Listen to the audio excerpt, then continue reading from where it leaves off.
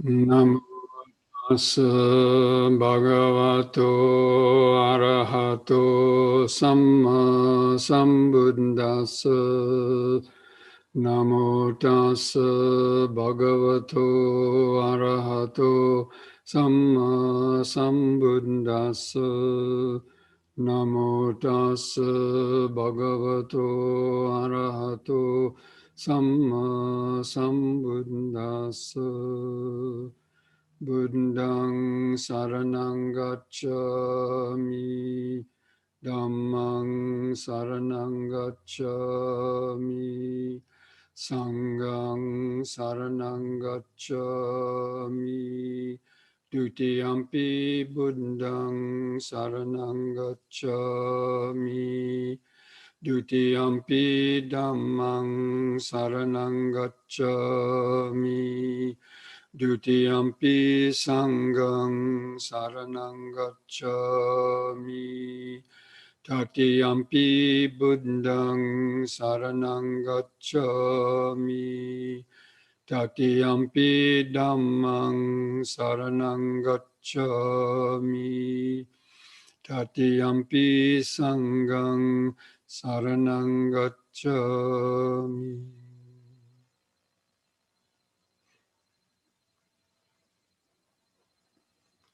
So good evening, friends. Welcome to this Wednesday evening Sutta study class. And this evening we are continuing our study of the Satipatthana Sutta, the Mahasatipatthana Sutta, and the section on Dhammanupassana, or the contemplation of the Dhamma. Now, last week we had started the looking at the section on the five aggregates, because really the five aggregates is you could say the whole focus of the Buddha's teaching, because the five aggregates are, in short, the suffering, and entail all aspects of the suffering that people experience. And it's also the main focus of developing insight into impermanence, suffering, and most importantly, no self. Now, last week we had gone over the first four of these five aggregates. That means we went over the aggregate of material form, which basically means all the material things that we can experience. And not only our material body, but also everything that we can see in the visible world, smell, taste, hear, and of course, feel on the body. And so those are the five physical senses and anything that's comprised of the four elements. So basically, it's the material vibrations, because all we can experience actually through our senses are vibrations. When you touch, press your skin of your body, what you feel is a vibration. We might say, oh, I'm feeling my jaw, but actually what you feel through the senses is a vibration. And through memory, the mind recognizes that particular vibration as something called the jaw. And so this perception is recreated in the mind. Anyway, and the same with sounds. So,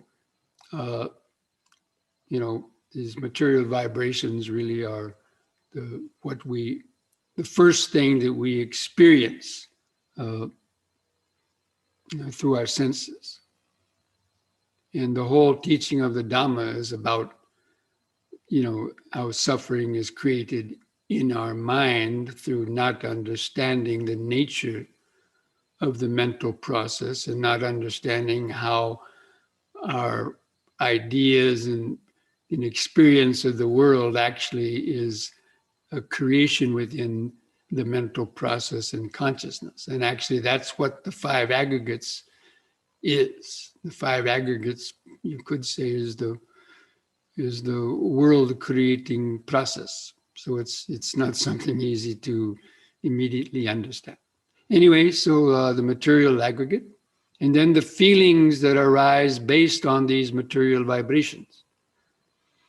So everything that you hear, smell, taste, touch, see, these vibrations coming through the senses, they're picked up as being something pleasant, unpleasant, or neutral.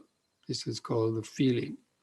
And then the perception are the mental pictures and names and labels that identify these objects that are made up from these material vibrations.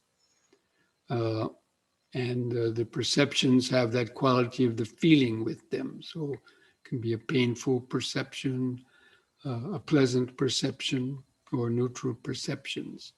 And these perceptions are actually the way that we identify the world. Whenever we look around and we say, oh, that's Joe, John, Susie, that's a man, woman, dog, cat, house, car. These are perceptions actually that are being created in the mind. And so perception is one of the main features of our recognition of the world around us. And then the sankharas, the fourth of the aggregates, the sankharas are the way we react to those perceptions, the way that we react to the feeling and the perceptions, which means all of our physical reactions. If you feel something on the head, you reach up to scratch an itch or something, or bat away a fly. These are the sankharas, or the habits of our body and mind that we've been accumulating our whole life, and which are reproduced every time, that come back, and we repeat the same type of habits. So the sankhara khanda basically are all the include all of our really thoughts and emotions and the way we act and react to the things of the world around us. And it's also we're creating karma through the sankharas that we are creating. So sankharas are the result of past karma, but they're also, we create new karma through our present moment actions of body, speech, and mind. We are creating new karma each moment as well, based on the past momentum of these habits. Virtually everything we do basically is a habit that has been developed over time and created in the neural pathways of the brain and nervous system. So, it's quite a complicated process. So now we come to the fifth of the aggregates, which is the consciousness, or vijnana. Now, the vijnana is the knowing faculty, but without vijnana, we wouldn't be conscious even of material vibrations, feelings, perceptions, or the sankharas. So the vijnana is actually sort of the camera of the mind that allows us to cognize the things coming through the senses. So that's a nice way to put it. That I often identify. Our mind is basically a camera, a video camera, and consciousness are the frames of a video camera that are arising and passing away, moment by moment. And we cling to this consciousness as being myself. This is me. This is I. This is myself. Or sometimes people might call it their soul. They believe that their consciousness, their self-identity is their self or their soul. That might, go to heaven after death, or go somewhere else after death, or live for eternity after death, or be annihilated after death. There's so many different concepts about the self.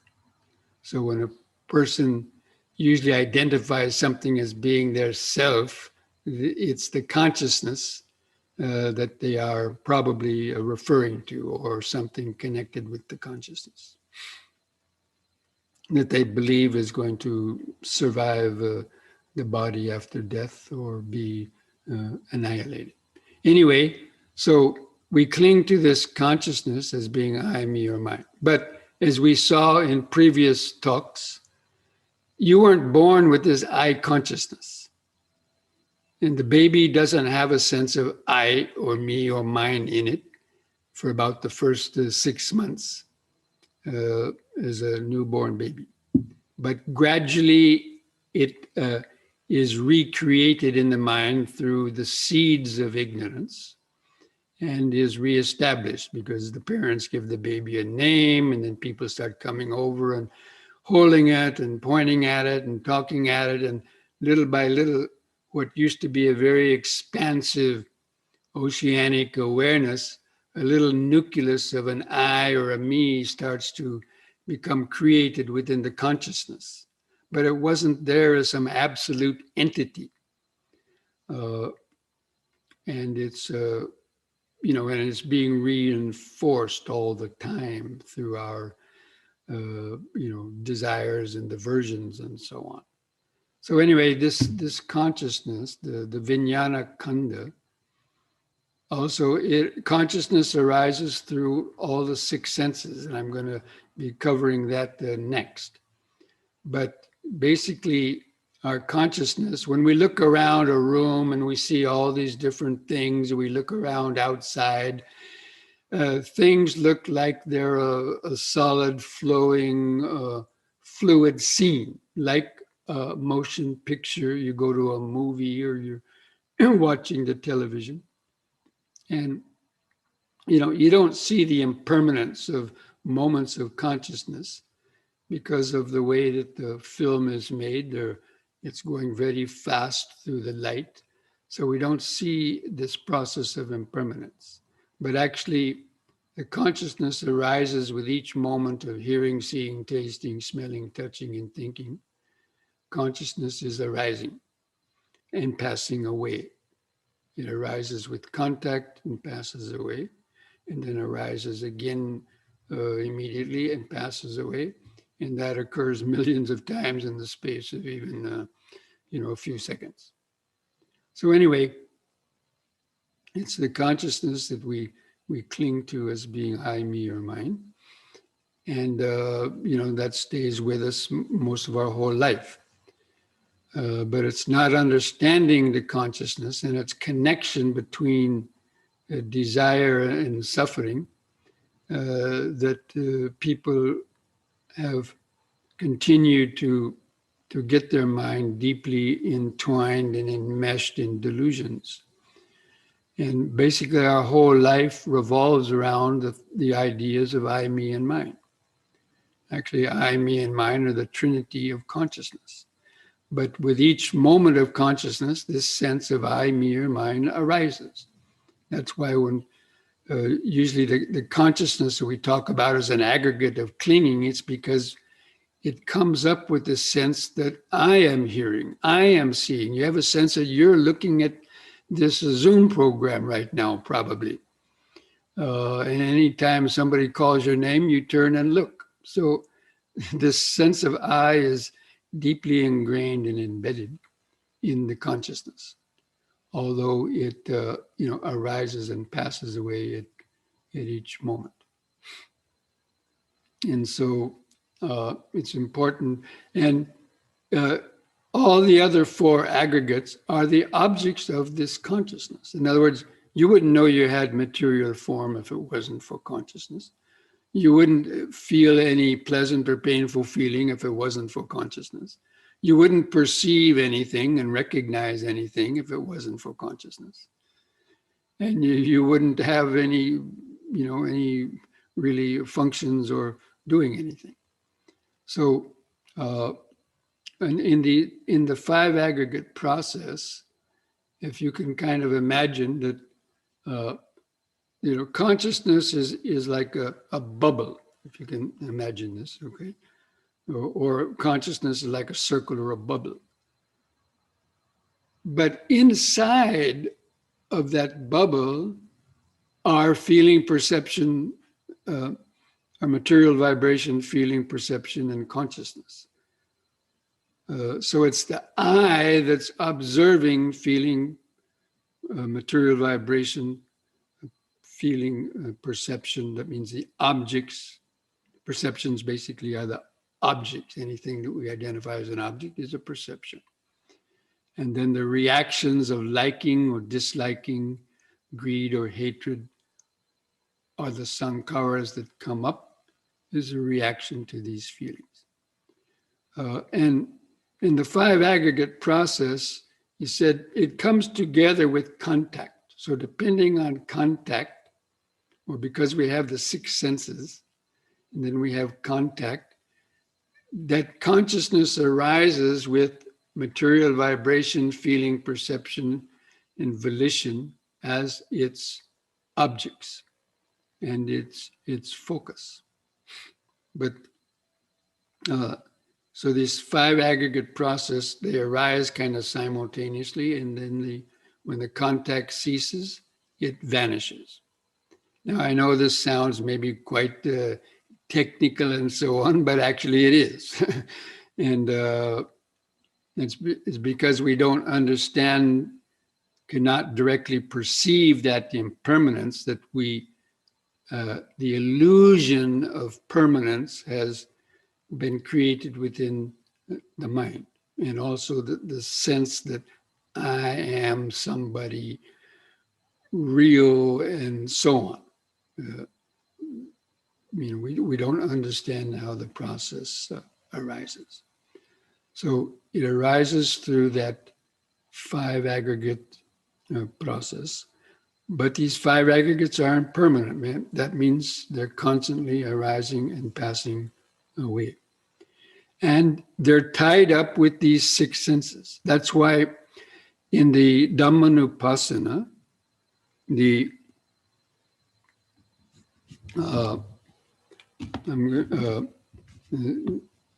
Buddha in the Sutta, he says, a person abides contemplating the Dhamma and Dhamma in respects of the five aggregates of grasping. And he understands such as form, such as the arising of form. So with the contact of the senses, you hear a sound, that's the arising of form. The sound vanishes, that's the disappearance of that particular form. And then the feeling arises with it. That sound causes you a painful or pleasant feeling. That feeling arises with that contact, and the perception also arises. And once the object ceases, you very quickly forget about it. And you pay attention to something else.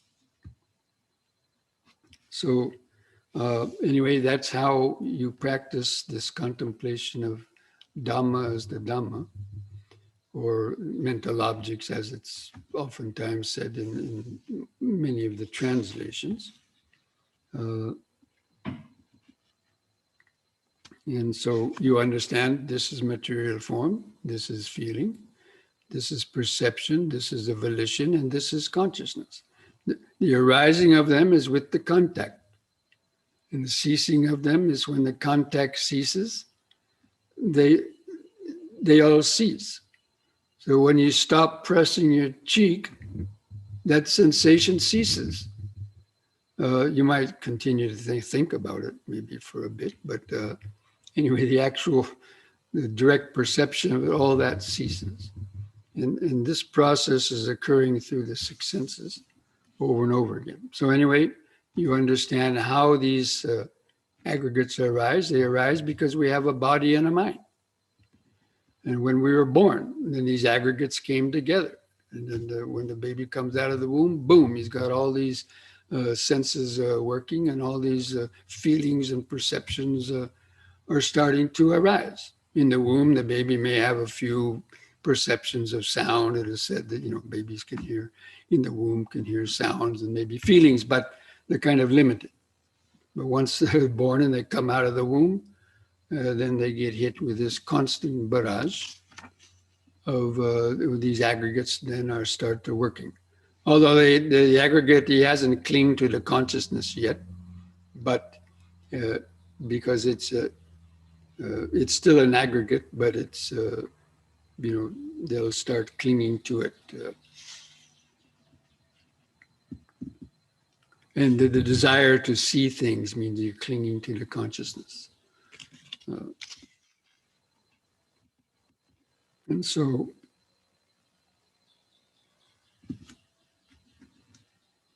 and when will all these aggregates cease? When the body dies, the aggregates will cease. But when the person is born again, aggregates will, start arising again. Only when one attains the final liberation of Nibbana do these aggregates cease altogether without remainder, and so on are the suffering. Because it's these 5 aggregates that are the suffering that the Buddha defined in the first noble truth itself, in the definition of suffering. He said this birth, sickness, old age, and death are suffering that belongs to this material aggregate. And not getting what you want and getting what you don't want, that means the senses of sight, sound, smell, taste, and feelings, these are things that we want or we don't want. Not getting them causes suffering. And so he said, in short, these 5 aggregates of clinging are suffering. And so these 5 aggregates have been mentioned in all 3 of those definitions of suffering: the material form, or the suffering of the body, undergoing sickness, old age, and death, and then the mental sufferings, and then not getting what you want is all dependent on the 6 senses, not getting the objects of your desires, and having to experience the pains of them. And then that's why he said, in short, it's the 5 aggregates. So a lot of people read these things in Dhamma, and they don't know how they all fit together. But you have to know how all these things fit together to really get the proper understanding of what the Buddha was talking about. Okay.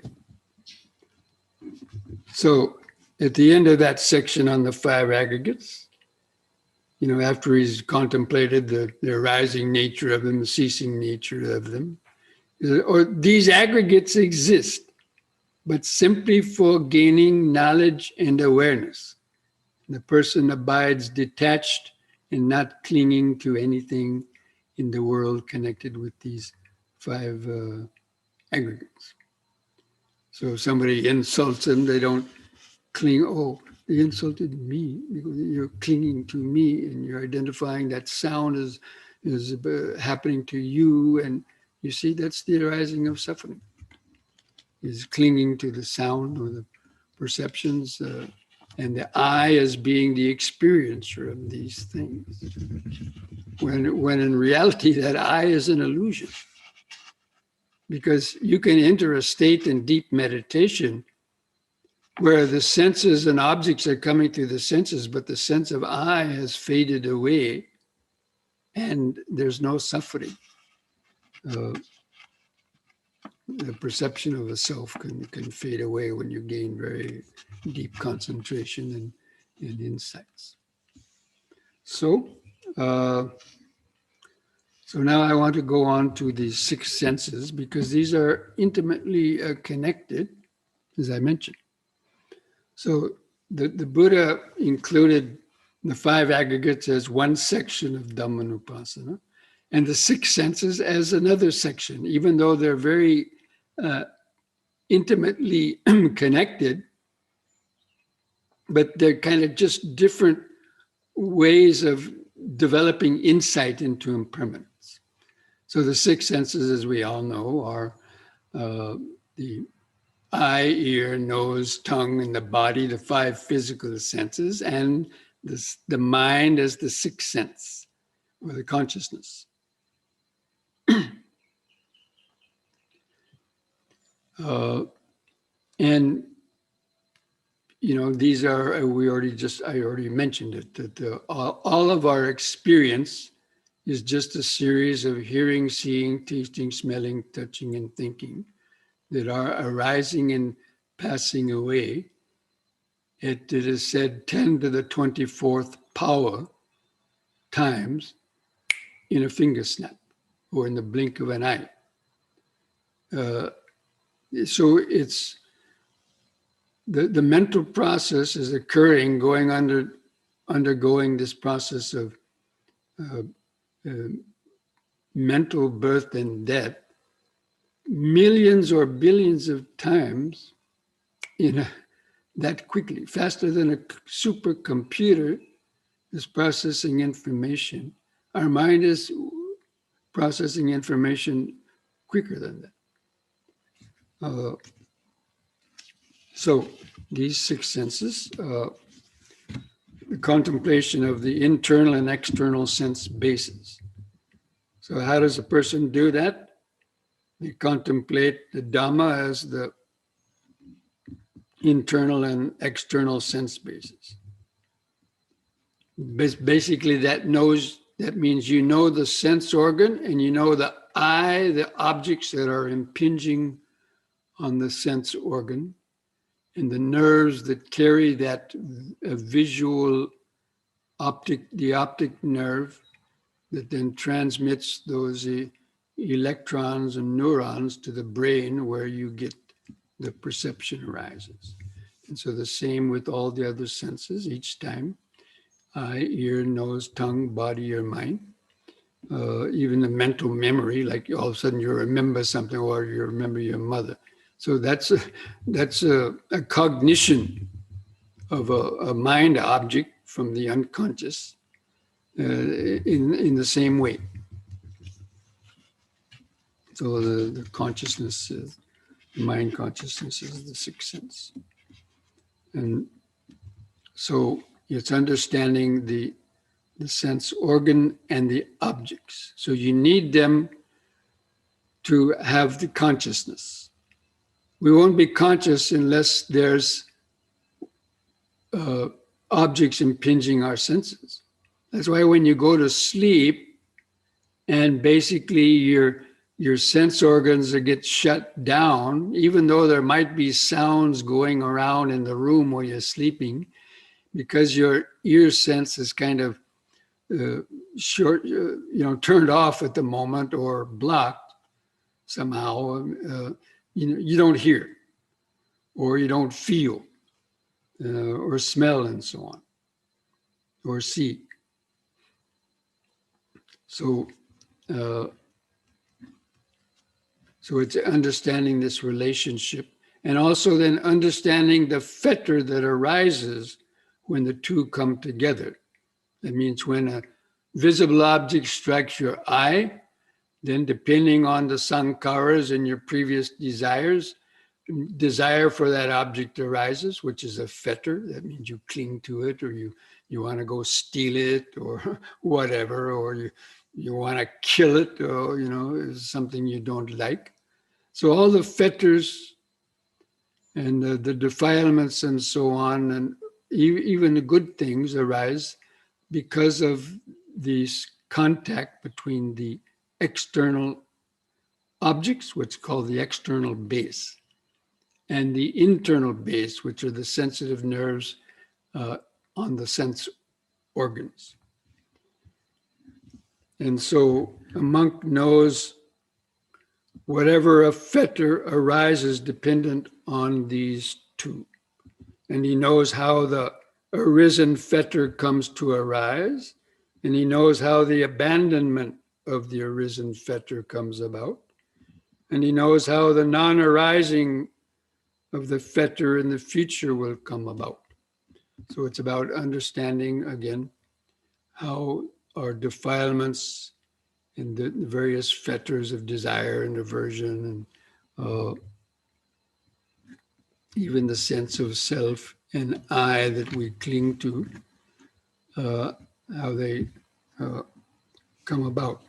So it's very similar to the instructions on the 5 hindrances. Okay, so the 5 hindrances and the fetters are, very similar. There's some differences, but I'm not going to go into that now.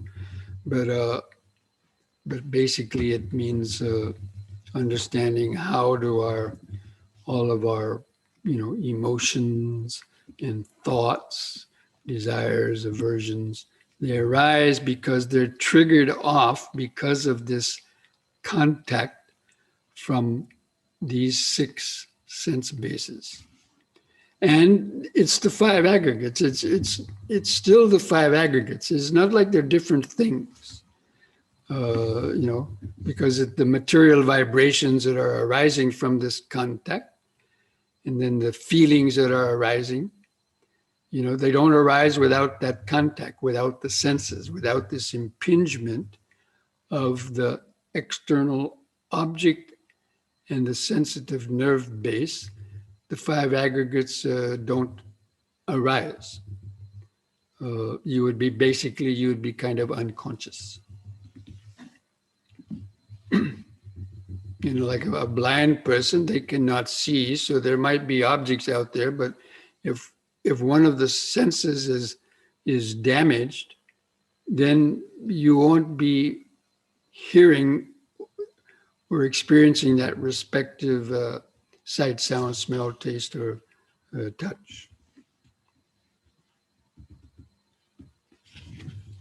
So basically, it's about understanding how the fetters and how this contact of the external world and the internal base, the sense object, is what really triggers off the world. And it's very interesting. The Buddha gave a nice sutta explaining this. He called it the all. So the Buddha was giving a talk outside in the forest, and there was hundreds of monks sitting around, and they were probably all quiet and meditating. All of a sudden, the Buddha said, "Monks, I'll teach you the all." They all perked up and go, "Oh, yeah, really? We're listening." And he said, "What, monks, is the all? It's the eye and visible objects and seeing. It's the ear, sounds, and hearing. It's the nose, odors, and smelling. It's the tongue, flavors, and tasting. It's the skin or the body, pressures and feeling. Or it's the mind objects, and cognition." He said, so in any one moment of your life, it's one or the other of these, or it's a very rapid sequence of just these mind moments of hearing, seeing, tasting, smelling, touching, and thinking, arising and vanishing at a very high speed, faster than a supercomputer is processing information. And we said, if you can find me anything else except this all, let me have it. And they kind of, looked at him, and nobody could say, "Hey, I got something else." "Yeah, well, what is it?" "Me." "Well, that's a mind object." "Oh, I didn't know that." So anyway, there's nothing apart, from our experience, because that's the Buddha's whole teaching is about our mental experience and how people experience suffering, and how the mind has created this vast, intricate web of karmic interactions that are connected between these sense organs and the objects, and our memory of how we've experienced these things since we were born, even from previous lives, and we project that into the future. So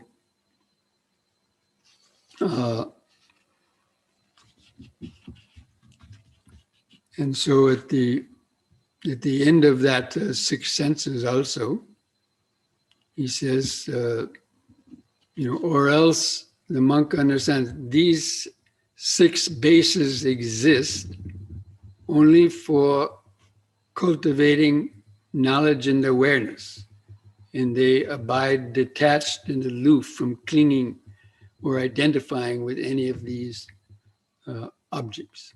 So, this is really the essence of Vipassana meditation. Vipassana meditation is that specific practice of tuning in to the flow of impermanence. By developing concentration, the mind becomes calm and focused, free from the hindrances. And then you can much more clearly see how quickly these impingements are arising and vanishing, and how our mind is madly trying to create its world based on all this barrage of sight, sound, smell, taste, touch, and thoughts that are arising and vanishing. And it's tuning into that is really where you get what is called the anicca sanya, or the perception of impermanence. It's clearly seeing how quickly a moment of hearing, seeing, tasting, smelling, touching, feeling arises and vanishes. But you'll only be able to see that once you have gained a good degree of concentrated awareness. So he doesn't have the idea, oh, I am hearing, seeing, tasting, smelling, touching, and thinking. But these things are occurring, but he's not clinging to them. And actually, as we'll see, the next section of Dhammanupassana is going to be about the 7 factors of enlightenment. And that's probably one of the main topics of the Dhamma. And that's why it's included in Dhammanupassana. Again, this is the real essence of Dhamma. The 5 aggregates, the 6 senses. There's no other Dhamma apart from that, Really. That's what the world is just all these Dhammas or things, objects of the world that are created, atoms, molecules, visible forms, feelings, perceptions, all the activities of the body and mind are what the Dhamma is, and that's what the Buddha taught. The teachings of the Dhamma are about that. And the suffering that arises because of our ignorance, in our non-understanding, and our blind clinging, infatuation with these things that are in fact causing people a lot of suffering. So it's a very big subject. Really, it's the whole subject, especially of the insight meditation and the 4 foundations of mindfulness. This is the culmination of the 4 foundations of mindfulness, as we will also see as we continue. But I wanted to kind of cover these 2, the 5 aggregates and the 6 senses, because, these are different ways you can contemplate. I mean, when you sit down to meditate, you can have the idea, okay, this meditation I'm going to dedicate toward trying to identify these aggregates and how quickly they're coming. In another meditation, or in the same meditation, I'm just going to listen to the senses. And when sitting there, you're feeling all these body impingements, whether they're coming from inside the body, you feel pain. Well, that's some sensation happening, incurring. Got a pain in your kidney or your stomach or whatever, or some pain from outside, or sounds and odors, flavors. Of course, when you're sitting in meditation, usually the dominant things that we experience are sounds, and of course, body sensations and thoughts. So there's not too many smells or tastes or visible objects arising while you're sitting in meditation with your eyes closed. But the thoughts, the body sensations, and the sounds, usually unless you're in a soundproof chamber, you're always going to be hearing at least the occasional sounds. But body sensations and thoughts, these are, always occurring, or much of the time. And so you listen to see how quickly they're arising and passing away without the clinging. But if the mind clings, then you understand, this is the arising of suffering, or this is the ceasing of them. And how do they continue to arise? Because of our strong attachment to them. So this is how we have to, do this contemplation. It's not just an intellectual thing. Dhammanupassana. No, these are meditations. These are actual meditations that you do. It's part of the Satipatthana Sutta, especially developing that the perception of impermanence and the understanding about how suffering arises through the ignorance and the clinging, and then the karmic activities and the creation of karma around these aggregates and sense objects. So I think I might stop here with this particular explanation of the six senses, because it's really, you could go on talking all day, but until you actually focus on them, you're not going to understand. It's only when you focus on it, in a period of meditation, that when your mind is calm enough and has developed some attachment, then that's the only way that you really gain a clear vision or insight into the profundity of these teachings on the five aggregates and the sixfold senses. Okay, so let's now see if there's any questions that came up in the chat room. So let's go back to see that. So is sankharas translated as volitional formations? Is it also translated as formations?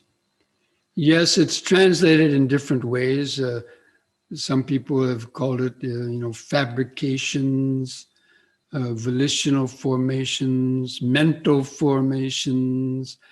I prefer to call them the habit formations, because basically 90% of them are the habits that we keep creating, that we do, the habits of our thought, the habits of our emotion coming up, the habits of moving our body.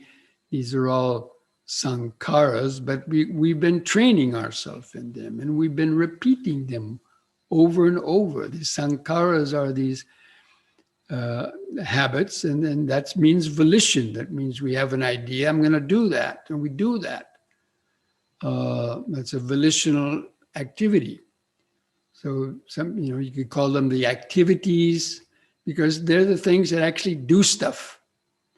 Perception, feeling and perception just basically set the stage and awaken the mind, but it's the sankharas that are creating all the karma, and then in turn become the storehouse of the karma that we draw on in the next moments, that the sankharas are constantly being replenished and added to as we continue through our life.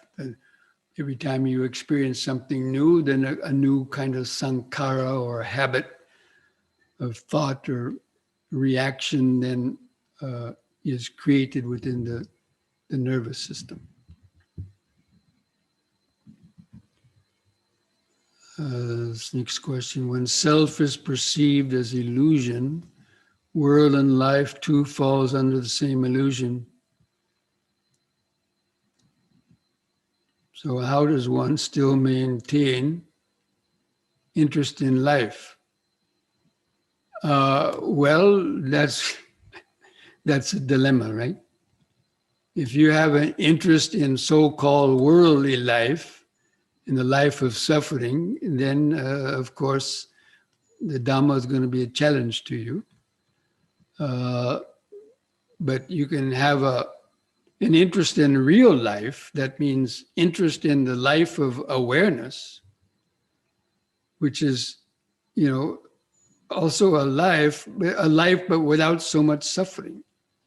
So the interest in not suffering in life. See, a lot of people have an interest in suffering in life because they still keep doing the same things over and over that they know cause them suffering, but they keep on doing it anyway.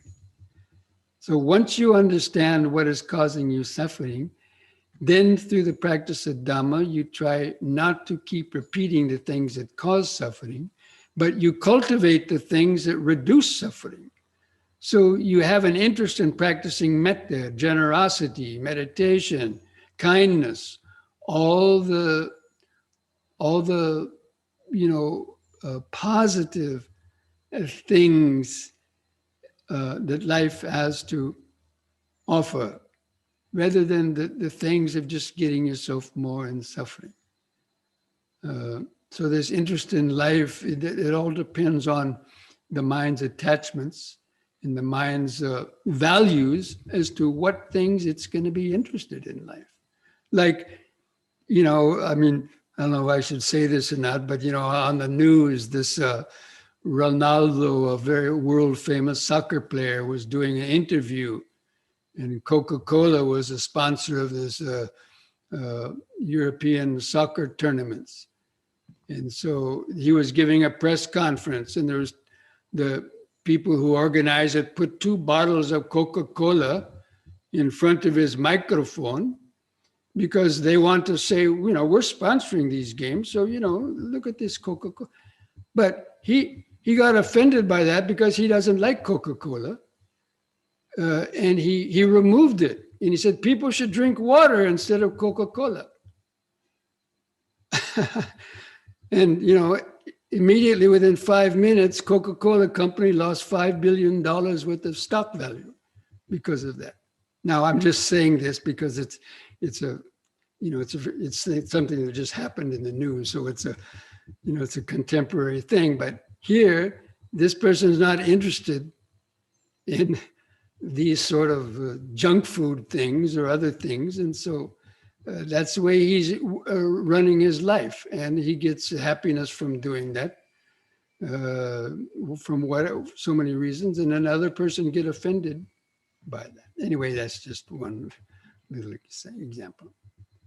Okay, so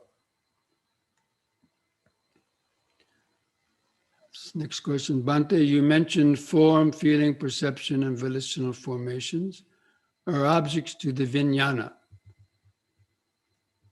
What recognizes rising and falling of vijnana?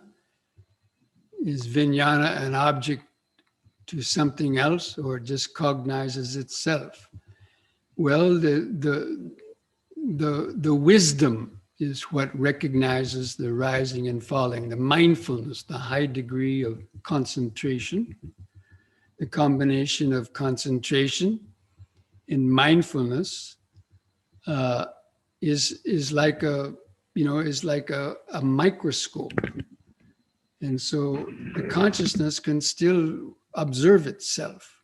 It can observe itself arising and vanishing.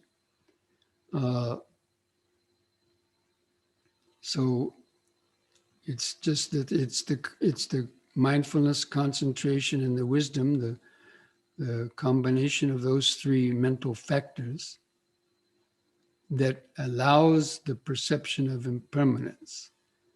But it's the consciousness that is still observing this arising and vanishing.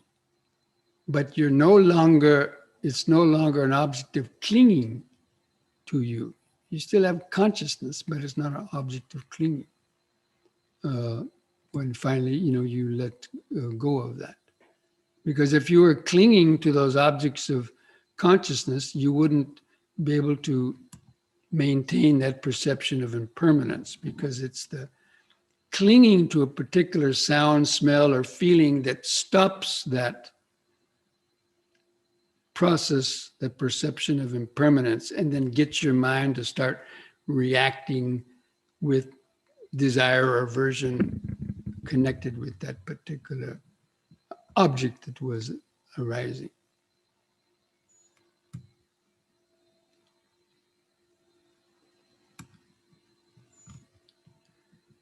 This question, where in the string of aggregates might volition fit in here? Is it done between sanya and vijnana, or between sanya and sankhara? Or is volition a quality of consciousness? So I think I just mentioned that volition belongs to the sankhara. But the volition is toward, first we have the material vibration, the feeling, and the perception. The sankhara is the reaction to those first three aggregates. But it's the ego that is triggering off the volition too. But the volition itself would belong to the sankhara. And then it strengthens the habit so that it will most likely occur again in the future without much thinking about it. It's just like scratching an itch. Okay, that's a very good example of a very prominent, constantly occurring thing that happens to people. Not necessarily an itch, but how many times a day do you rub this, you scratch this, you go here, if you have a beard, you go in like this, picking your nose. I mean, hundreds of times a day. And most of those are kind of unconscious. So some of these volitions are even coming on an unconscious level. But basically it's it's a very complicated process, not something easy to understand, but for all intents and purposes, these volitions belong to the sankhara khandha, and they're all tied up with the vijnana and the other aggregates. You can't really separate them. There's a simile given. Let's say you had a soup, and the soup had 5 different spices in the soup. So if you taste the soup, you can't exactly separate the different spices and taste them directly, but you can be aware, there's pepper in this, there's turmeric in this, there's curry powder in this, there's whatever. So the aggregates are like that too. It's very difficult to pick the aggregates apart because they arise pretty much simultaneously with the contact and vanish. But we can get an idea of how they are working like that.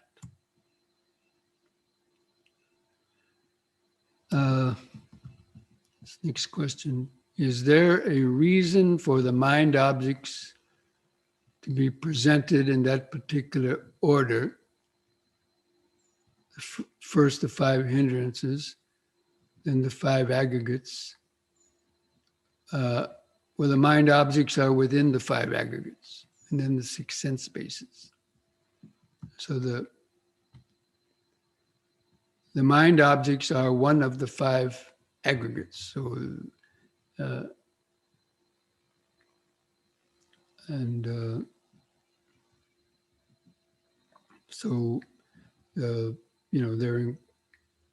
but the mind objects are also, the 5 hindrances are also mind objects. But mind objects are very subtle and they arise so fast. So anyway, it's, they're all tied in together. If you try to pull them apart and say this one happened first and then this one and then that one, it's very difficult. It becomes quite difficult because again, these things are arising so fast, quicker than Google is processing information. You all know how quick Google works, right? And just so the mind is working much faster than even Google. So it's difficult to explain how a computer is processing its information in the same way as it's difficult to explain intellectually how the mind is processing information. So these orders and these different groups are just to give us some kind of idea. And then in our meditation, we train our attention to try to understand how these things are working. Okay, just there's one last question because time is getting away here. Regarding consciousness, there is the consciousness as vijnana, and the consciousness based on the six senses. Are they different? No, they're not different. Consciousness is vijnana, but it occurs through the six senses. So any of the six senses that's impingement, consciousness will arise through them. We call it eye, ear, nose, tongue, body, mind, consciousness, but they're not like different consciousnesses, just simply that a particular consciousness arises through the eye base or ear base, tongue base, and they're not happening at the same time. They're happening at a very high speed of arising and vanishing.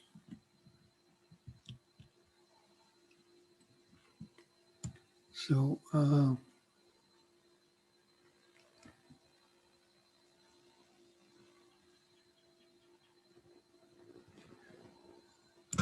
just cultivating metta and karuna is a way to continue caring about what truly matters in life.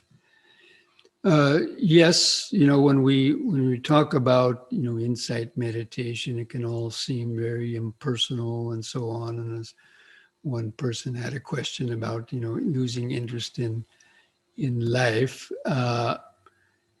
but cultivating metta and karuna is a way to care about what truly matters in life. That we have metta for people that are suffering because of their delusions and the compassion. And that's why some people, we offer meditation and Dhamma studies for people that, want to, get some benefit from that. So we care about life for others and ourselves too, because as you take care of others, you take care of yourself. When you take care of yourself, you take care of others.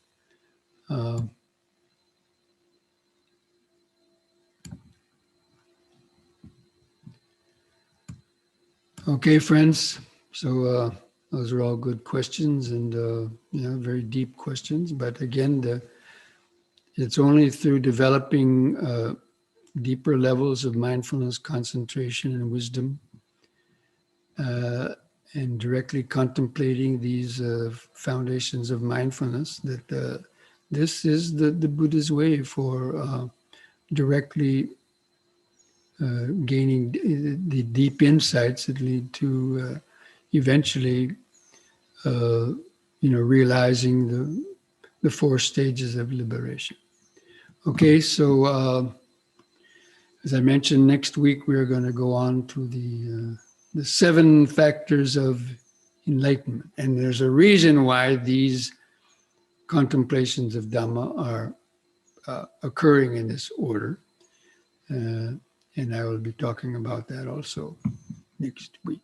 Okay, so let's go ahead and take a few minutes break and then come back, do a few stretches and then our meditation. Okay? Okay, see you back in a few minutes.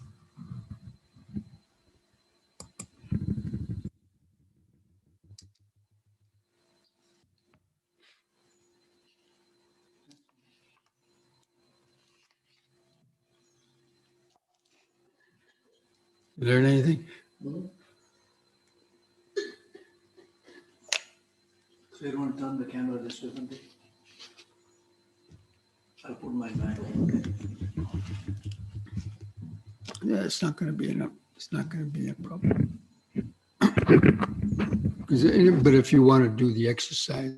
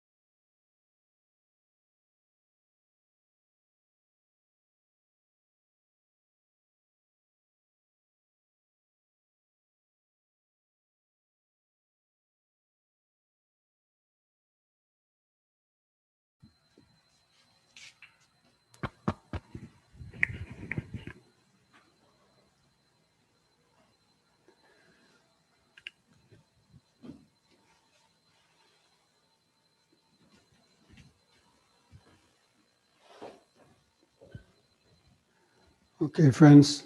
So, oh, excuse me.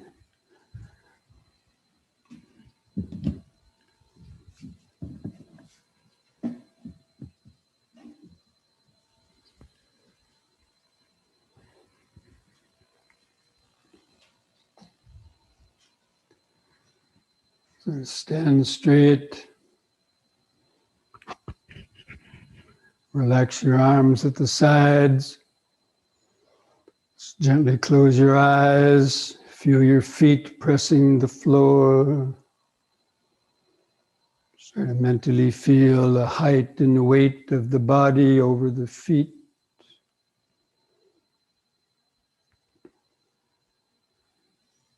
Then begin some deep, slow breathing. Try to take about 3 seconds to expand your abdomen, rib cage, and upper chest. Hold the air in the lungs for 2 or 3 seconds. And slowly breathe out. Try to feel the last bit of air go out of the lungs, and then the next in-breath. Just cultivating this mindfulness. Breathing in, letting go of the past and future.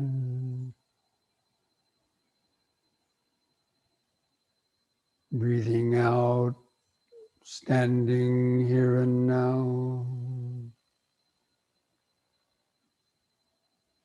Breathing in, feeling the whole body. Breathing out, feeling the whole body. So we coordinate these movements with that same breathing. So on the next in-breath, raise the arms over the head, interlock the fingers, turn the palms up, straighten the arms, stretch your head back, stretch upward. On the out-breath, turn the palms down, touch the top of the head.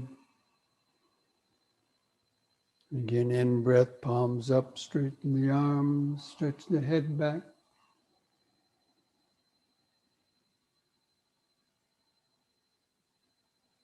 Out-breath, touch the head.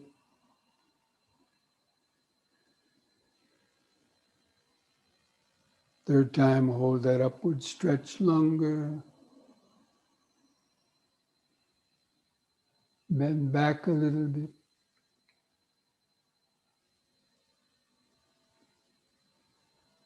And release the fingers, the out-breath, arms back to the sides. Relax. You feel the increased body sensation in your hands and fingers. Or just any other body sensation.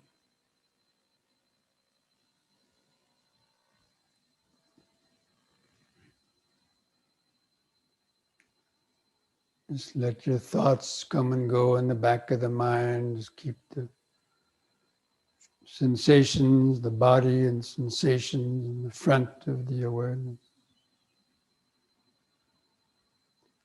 On the next in breath, push up on the toes and raise the arms over the head in this way, facing the hands toward each other and stretch. The out breath, come back down, arms to the side, heels to the floor.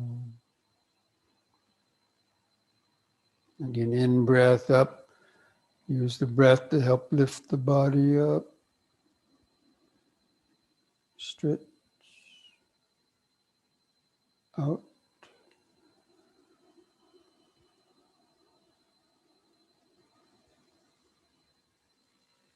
In.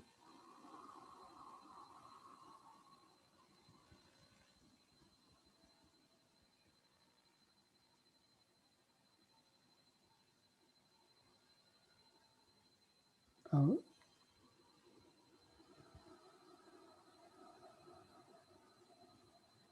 Relax. Just keep feeling the body, the sensations.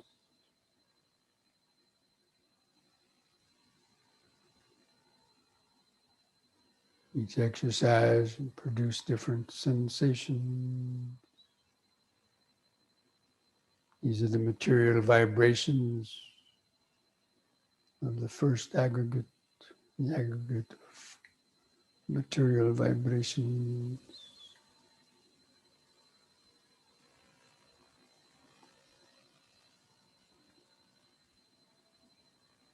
Next we'll do side bendings on the in-breath. Raise both arms up over the head, keeping the fingers and arms straight.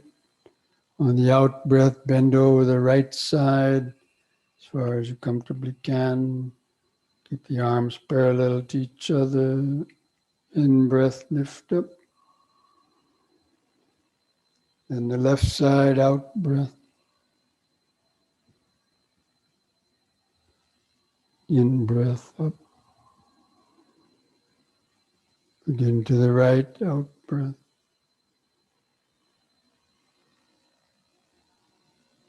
In-breath. out.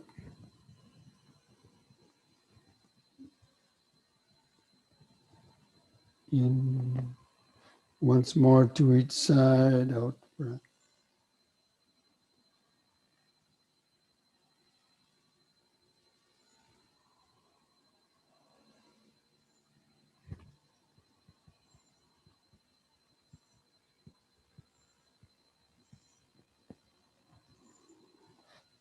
On the out breath, lower both arms. Relax. Just feel that increased pulsation in your fingers and hands.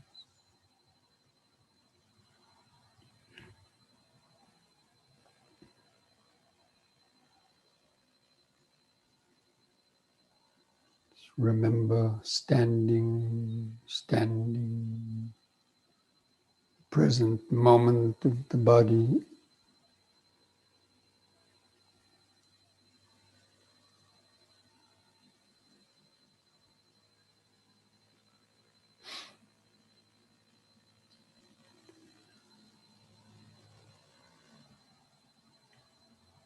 Now spread the legs apart, about 3 feet.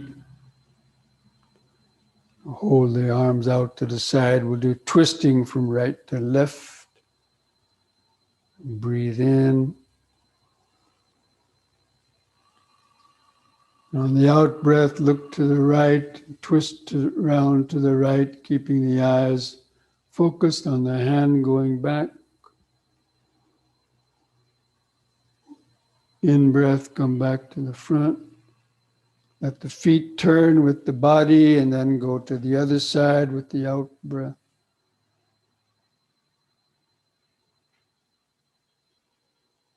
In breath, back to the front.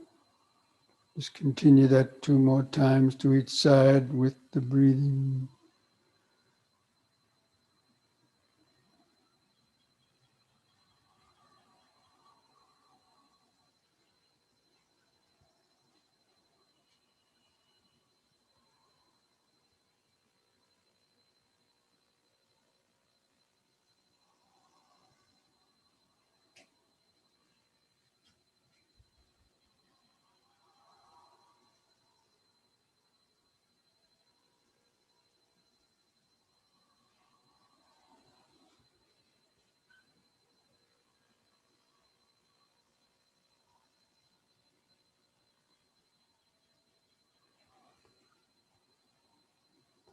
Lower the arms, relax.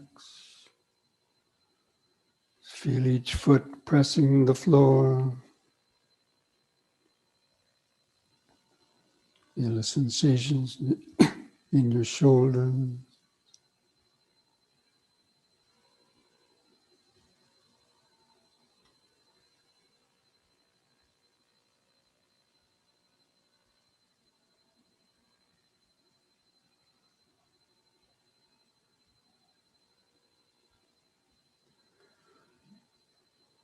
Now bring the feet back together. Do one last exercise, the head turning from right to left. On an in-breath, turn your head to the right. Look over your right shoulder. On the out-breath, turn 180 degrees back to the left. Just concentrate into the neck vertebrae. Look over the left shoulder. In-breath back to the right.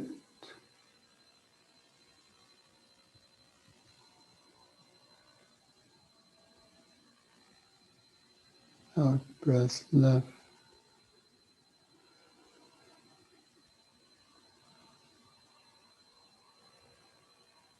In-breath right.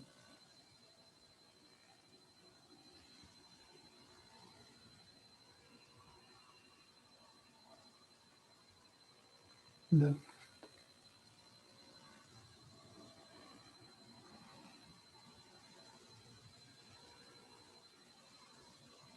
On the in-breath, let the head stop in the middle. Keep the eyes closed. Just mentally feel the whole body. Feel that activated life force sensation, vibration, the material vibrations, material aggregate,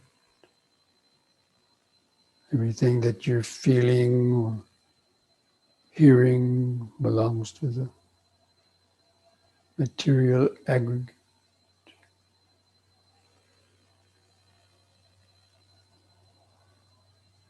Which are basically just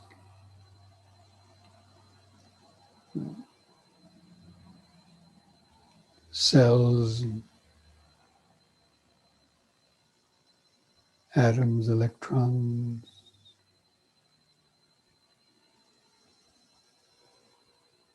vibrating.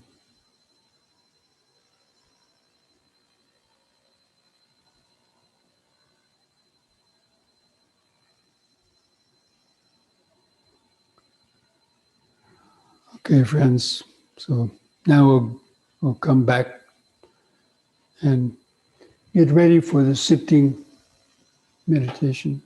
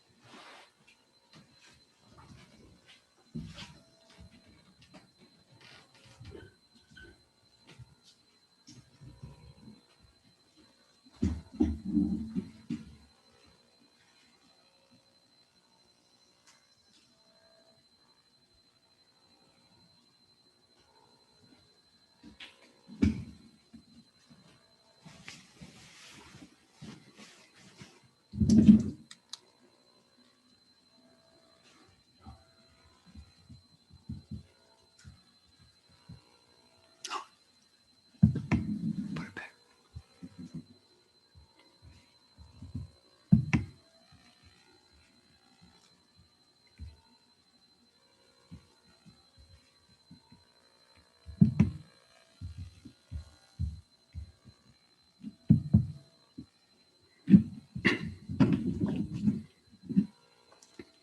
Okay, friends, so go ahead and get comfortable in your sitting posture.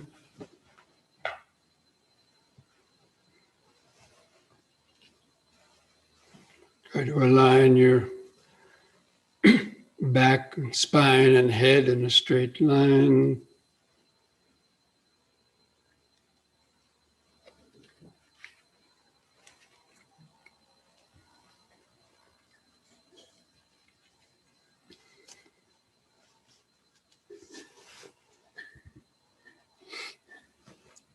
Just gently close the eyes. Focus your attention down to feel the body grounded to the seat. Start to feel where the buttocks and the feet press the floor underneath. Feel that solid contact. And those material vibrations produced from that contact. The aggregate of material form or those physical sensations, body sensation.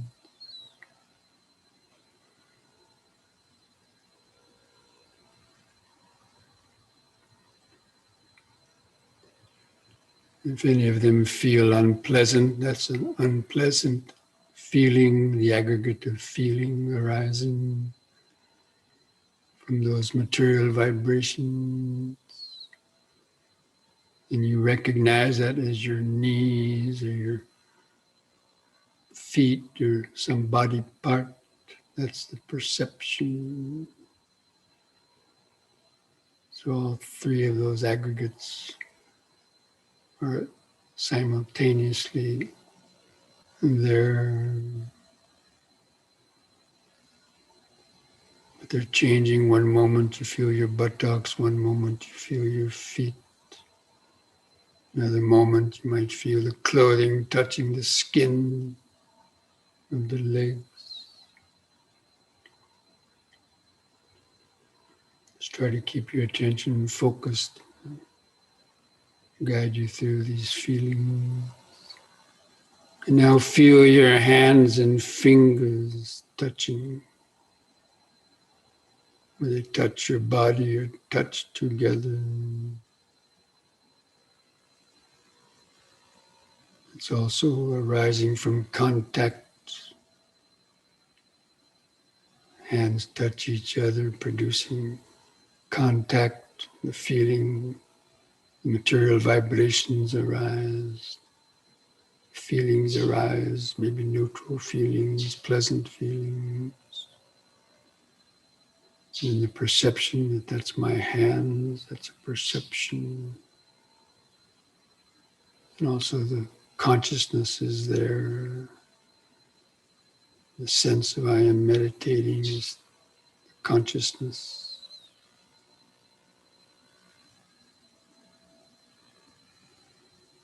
There's a desire to move, that's the volitional formation.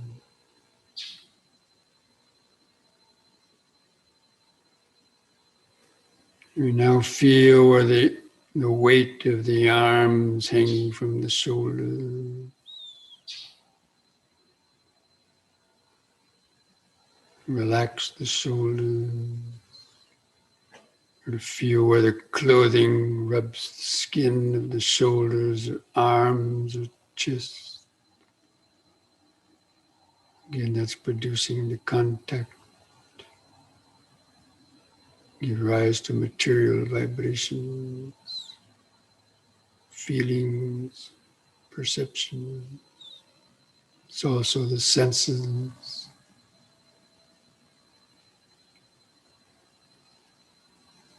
The skin and the pressure applied to the skin.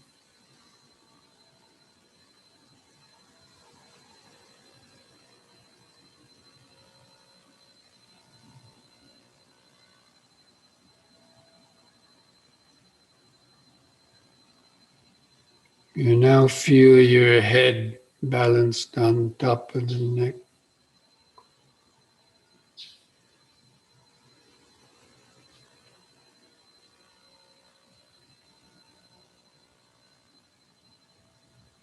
Now feel your lips touching together.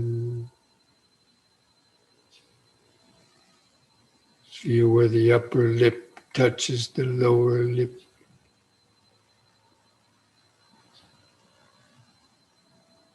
Again, that contact producing material vibration, feeling, perception.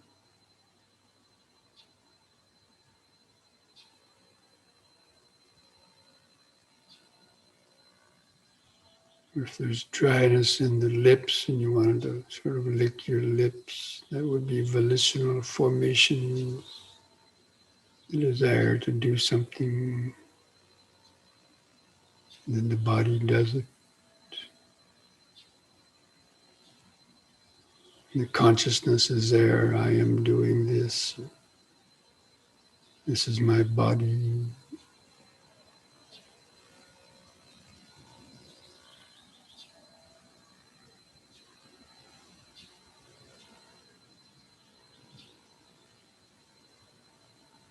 And try to feel the tongue laying in the mouth.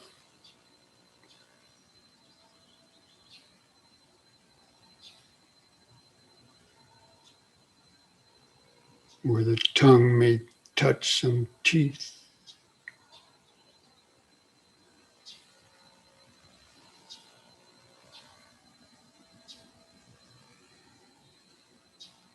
The ability to recognize any body part as the function of perception.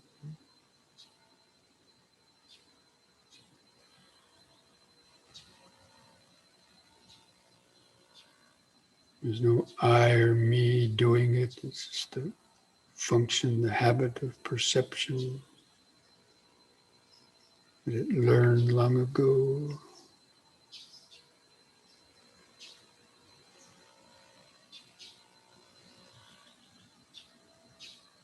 You now feel the eyes in the socket.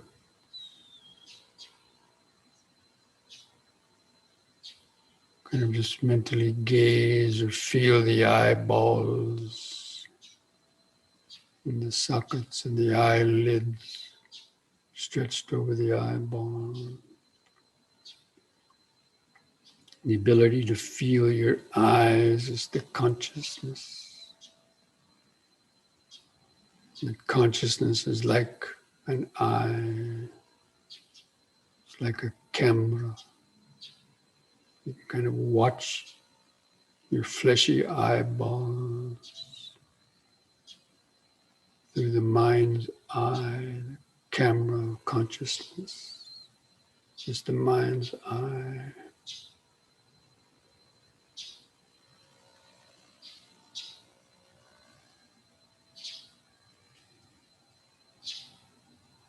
And we think it's I am conscious or I am meditating. It's an attachment to the consciousness,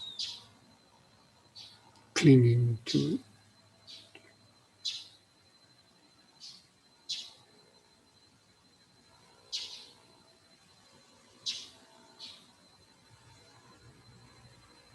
Now from that point behind the eyes, to be aware of all the different sensations on your face, skin stretched over the skull,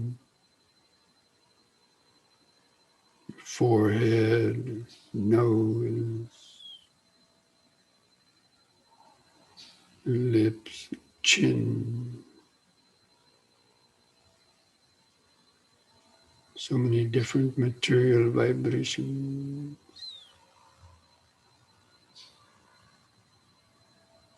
Feelings arising.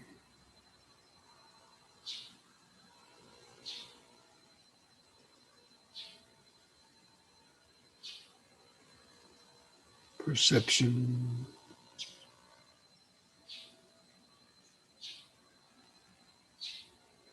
And thoughts about it.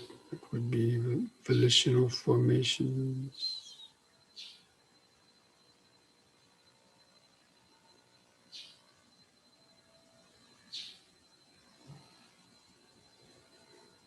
Okay, now try to hold that feeling, that outline of the sitting body in the mind's eye, in the camera of consciousness.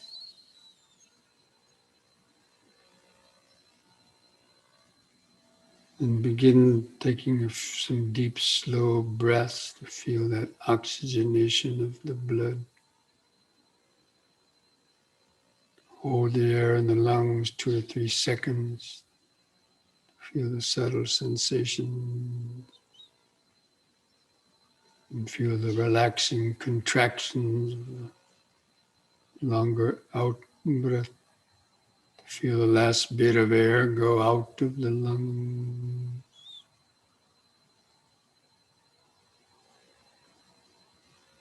Just take a few more deep breaths like that, cultivating this basic mindfulness. Breathing in, letting go of the past and future.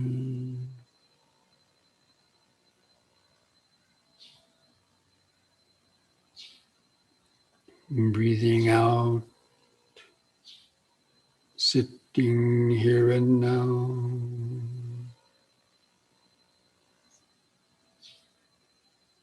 Breathing in, letting go of the past and future.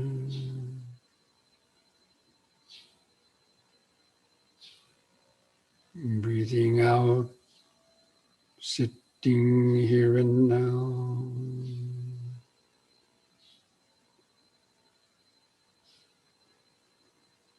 Breathing in, feeling the whole body.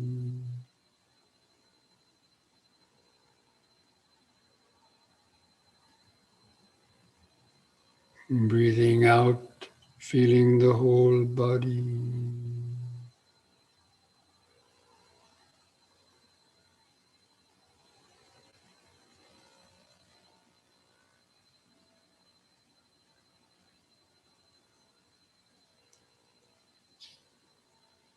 Just continue taking some deep, slow breaths like that until you kind of get tired of it. Try to feel the four cycles of the breathing process, four phases of the breath cycle, the expanding in breath, the brief pause, the contracting out breath, and the brief pause.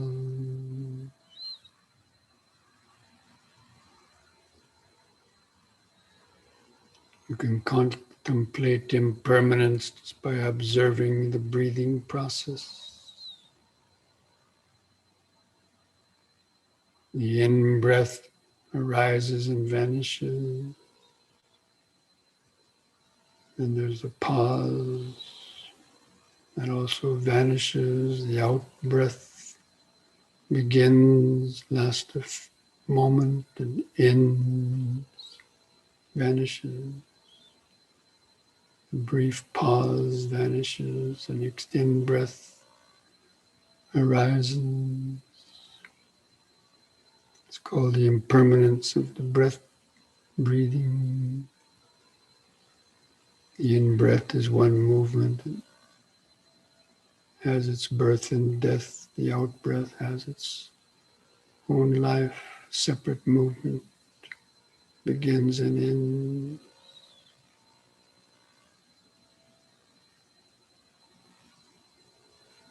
Just try to contemplate that beginning and ending, or the impermanence, the change of the breathing cycle. Just observe how each breath is different.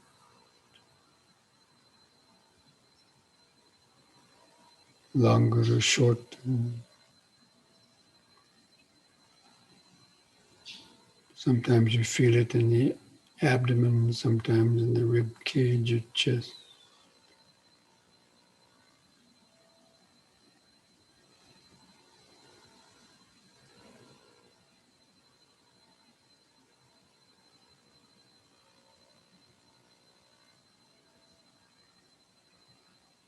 In each moment, all those contacts are changing.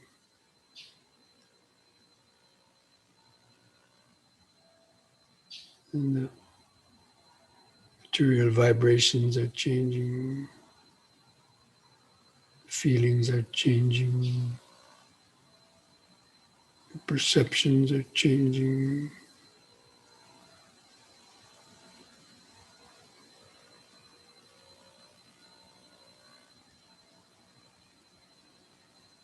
And thoughts may be coming and going through the mind. Those are always also changing.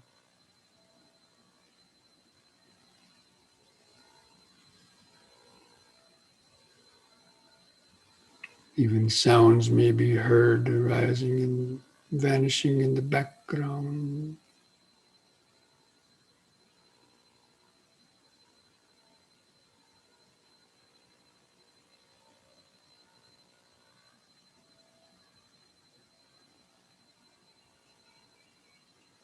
Just try to identify the five aggregates of the six senses as they're continually operating.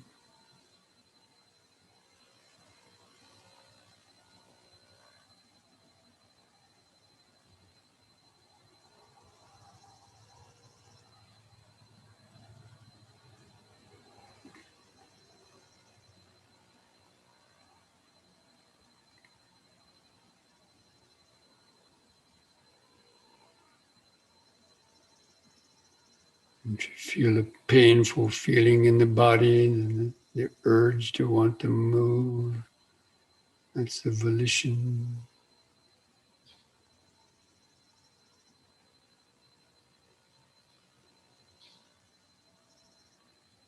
It strengthens a sense of I don't like the pain. The sense of ego gets strengthened.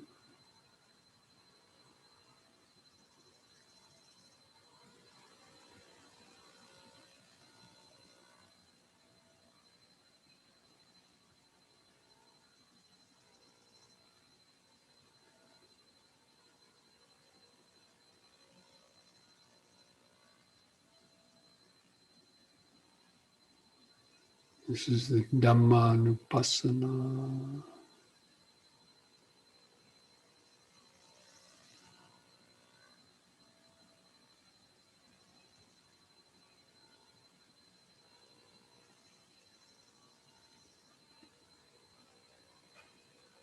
Cultivating mindfulness, concentration, and wisdom.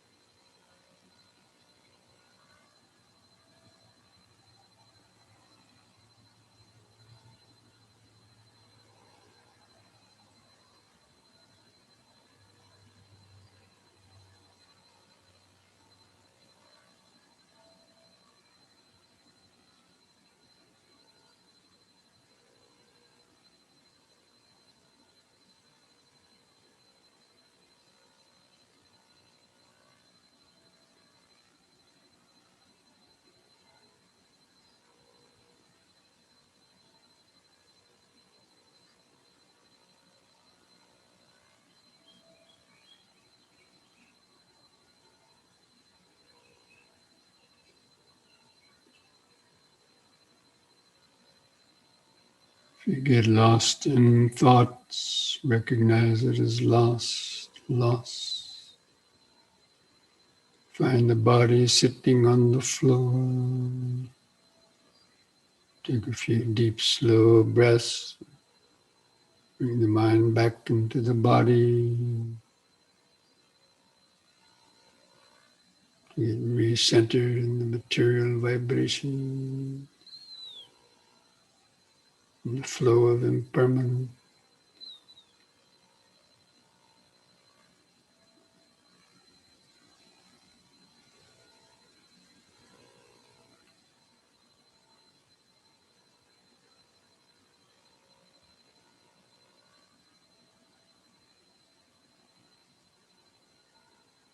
You have any of the hindrances and recognizing the hindrances.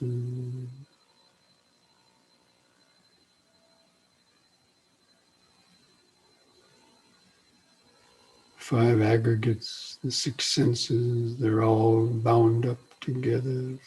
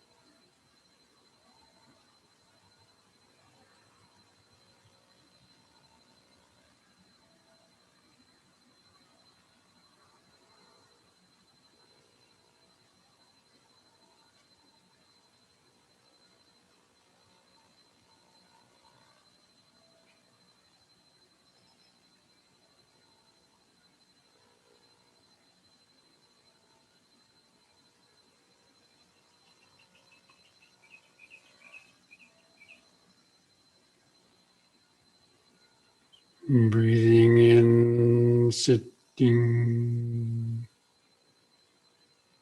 Breathing out, sitting. Material vibrations come and go. Pleasant and painful feelings come and go. Perceptions come and go. Urges, thoughts come and go. Thoughts of I, me, or mine. Consciousness comes and goes.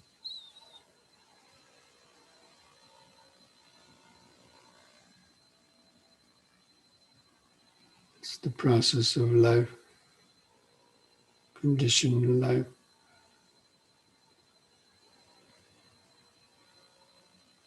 Breath by breath, moment by moment.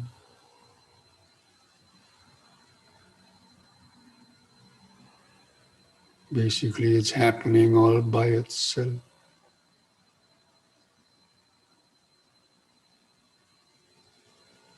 The power of the pasankharas, the habits.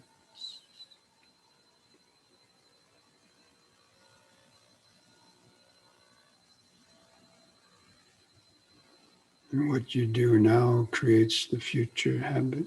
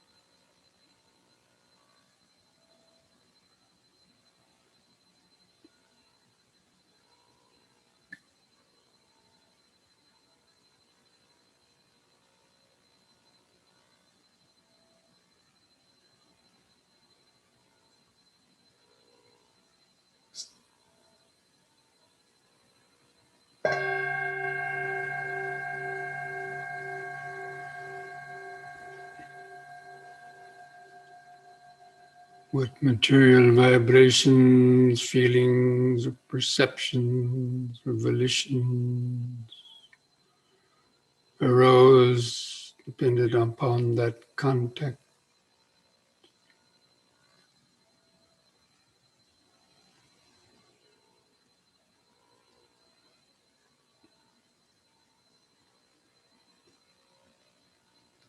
Sabbe sankara anicchati. Sabbe sankara dukkati. Sabbe dhamma anattati. Yada panyaya pasati. Atanibindati dukhi. Isamango visuddhya.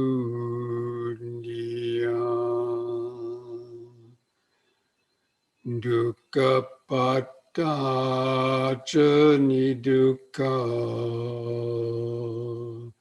Bhayapatta nibbaya.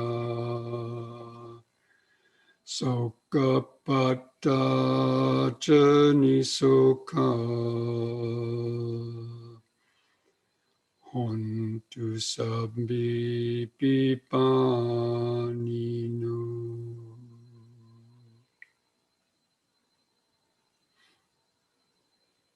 All conditioned things, the five aggregates of this body and mind and world, are impermanent.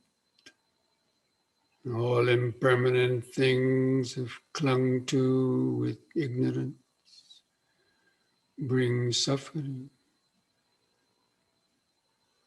And all conditioned things, as well as the unconditioned, deathless awareness, is without any owner or controller. They're not self.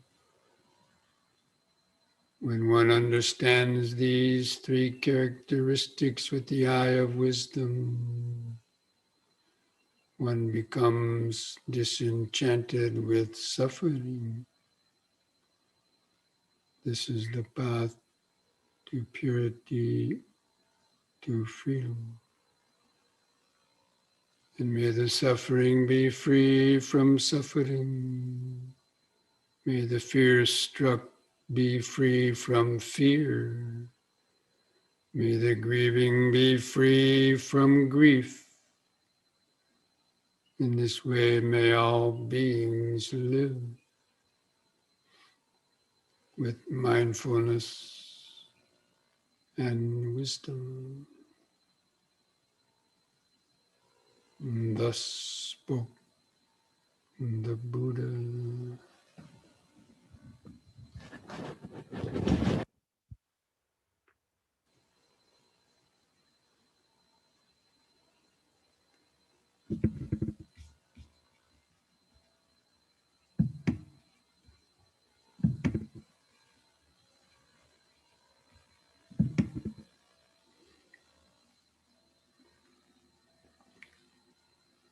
Now, friends, to end this meditation, I invite you to join in chanting the word sadhu 3 times. Do it chanting on a long out breath. So breathe in,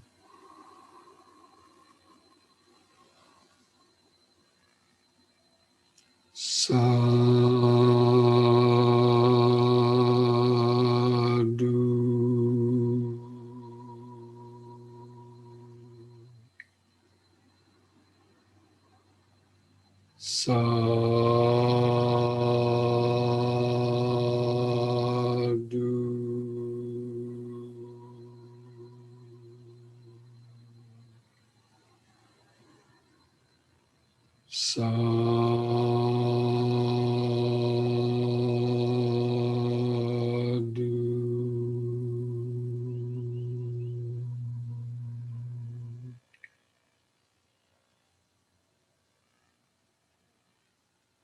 And place the hands at the edge of your knees. Take one more deep, slow breath. You breathe in, stretch the head back, pull against the knees, to arch the lower spine. Hold it a few moments. And lift the head up on an in-breath, and on the out-breath, press the chin to the top of the chest to stretch the neck vertebrae.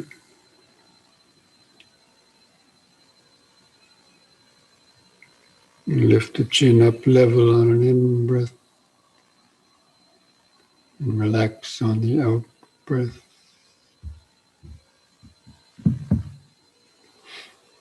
Put a smile on your face.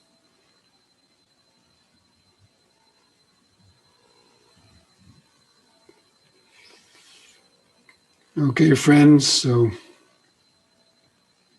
I hope during that meditation you could maybe get an idea of how one actually contemplates, can use this Dhammanupassana not as some intellectual exercise, but actually to observe your own mental process. Of course, if you didn't have enough concentration and still a lot of hindrances, that's why actually the 5 hindrances come first in that section of Dhammanupassana. Because until we can have good awareness of the hindrances, apply the antidotes, then our concentration may not become strong enough to effectively then focus on observing the coming and going of the 5 aggregates and the 6 senses. But anyway, these are all things to gradually, cultivate, and again, the whole practice of insight meditation is focused on that. So try to continue your meditations during the week, and wish you all the best in your practice. We'll see you again either on Sundays or Wednesdays. Or never know. Okay. Thank you. Mindfulness a day keeps dukkha away, Sutta a day keeps delusions away, and Namo Buddhaya. Buddhic awareness is Thank you, Bhante. always right there beneath your Thank you, nose. Bhante. You know how to look at it. Thank you, Bhante. Focus. Namo Buddhaya. Thank you, Bhante. Thank you, Bhante. See you soon. You're all very welcome.